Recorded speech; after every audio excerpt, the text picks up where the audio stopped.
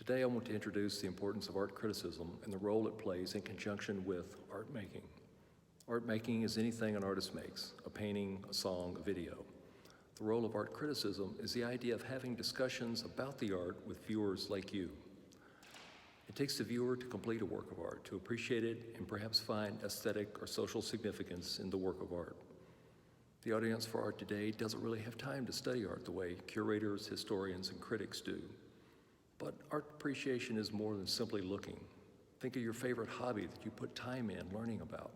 You share your hobby with friends, explaining what is significant about it to them. Art is the same way. It takes discussion with others to deepen our appreciation.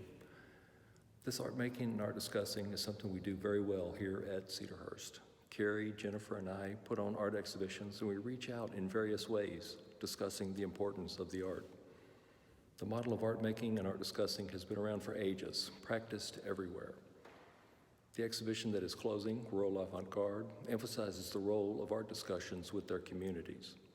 I want to review one more time highlights from our two shows, Rural Avant-Garde and The Invisible Landscape, paintings by Meyer. This painting is by Hoffman. It is titled Under Mountain Lake Dragon, and it is from 1998. It is 12 feet across. Michael Hoffman works in the ancient tradition of ink and brush painting originating in China.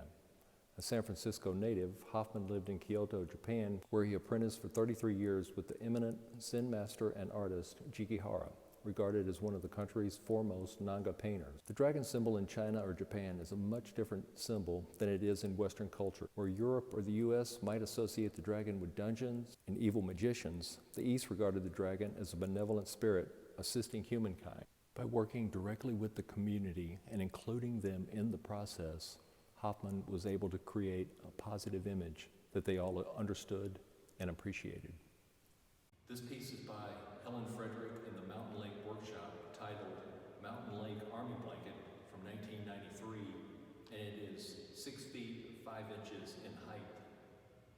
Fiber artist Helen Frederick directed a week-long workshop at the Mountain Lake Center, engaging 32 people from the community, making handmade Japanese-style vegetable fiber papers.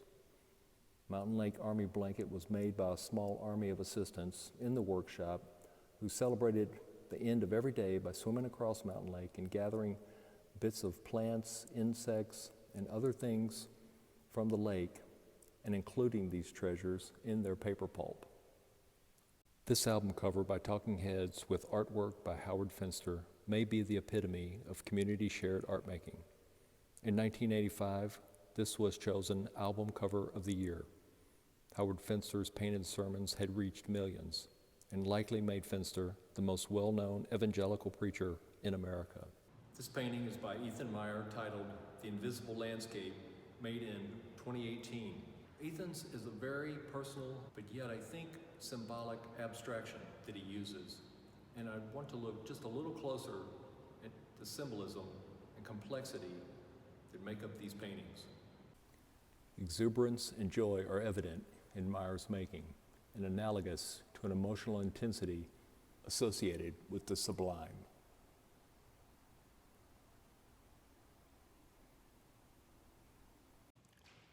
In conclusion, discussing art requires knowing some of the background of the artist, who she is, where she was born, to know what motivates her to paint the way she does.